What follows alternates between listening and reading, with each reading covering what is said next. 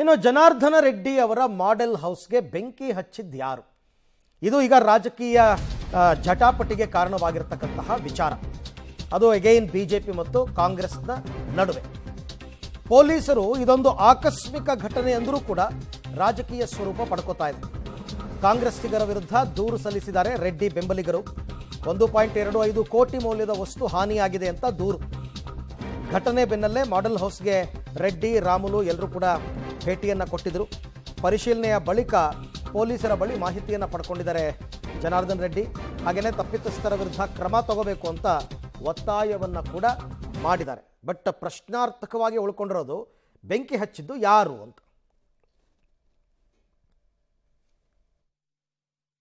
Sessions ಮುಗಿಸ್ಕೊಂಡು ಅಲ್ಲಿ ಬೆಂಗಳೂರು ಮನೆಗೆ ಹೋಗೋದ್ರಲ್ಲಿ ನನಗೆ ಗೊತ್ತಾಯಿತು ಈ ವಿಷಯ.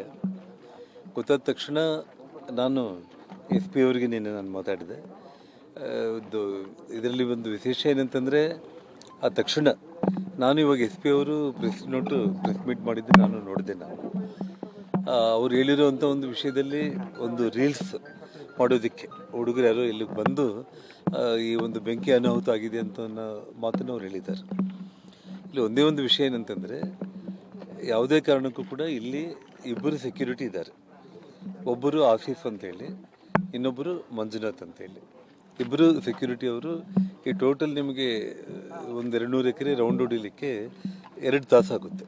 ಸೆಕ್ಯೂರಿಟಿ ಅವರು ಅವ್ರ ಕಣ್ಣಿಗೆ ಇದು ಬಿದ್ದಿದ ತಕ್ಷಣ ಯಾವಾಗ ಹೊಗೆ ಬರ್ತಾ ಇತ್ತು, ಓಡಿ ರೂರಲ್ ಪೊಲೀಸ್ ಸ್ಟೇಷನ್ ಲಿಮಿಟ್ಸ್ ಅಲ್ಲಿರುವಂತಹ ಒಂದು G² ಅನ್ನೋ ಒಂದು ಲೇಔಟ್ ಏನಿದೆ, ಅಲ್ಲಿದ್ದಂತಹ ಜನಾರ್ದನ್ ರೆಡ್ಡಿ ಅವರಿಗೆ ಸಂಬಂಧಿಸಿದಂತಹ ಒಂದು ಮಾಡೆಲ್ ಹೌಸ್ ಅಂತ ಏನು ಹೇಳ್ತಾ ಇದ್ದಾರೆ, ಅಲ್ಲಿ ಬೆಂಕಿ ಬಿದ್ದಿರುವಂತಹ ಘಟನೆ ನಡೆದಿದೆ. ಪ್ರೈಮಾ ಫೇಸಿ ನಮಗೆ ಅದರ ಬಗ್ಗೆ ಯಾವುದು ಲೀಡ್ಗಳು ಸೋಫಾರ್ ಇಲ್ಲ, ಯಾವ ರೀತಿ ಆಗಿದೆ ಅನ್ನೋದ್ರ ಬಗ್ಗೆ. ಬಟ್ ಬಳ್ಳಾರಿ ರೂರಲ್ ಪೊಲೀಸ್ ಸ್ಟೇಷನಲ್ಲಿ ಈ ಕುರಿತು ಈಗ ಯಾವ ದೂರು ಕೂಡ ನಮಗೆ ರಿಸೀವ್ ಆಗಿಲ್ಲ.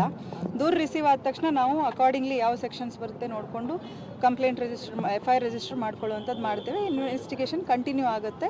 ಮತ್ತು ಈಗಾಗಲೇ ನಮ್ಮ ನಿನ್ನೆ ರಾತ್ರಿ ಸುಮಾರು 10:30 ಗಂಟೆ ಸುಮಾರಿಗೆ ಒಂದು ಬಳ್ಳಾರಿ ರೂರಲ್ ಲಿಮಿಟ್ಸಲ್ಲಿ ಮನೆಗೆ ಯಾರೋ ಅಪರಿಚಿತ ವ್ಯಕ್ತಿಗಳು ಬಂದು ಬೆಂಕಿ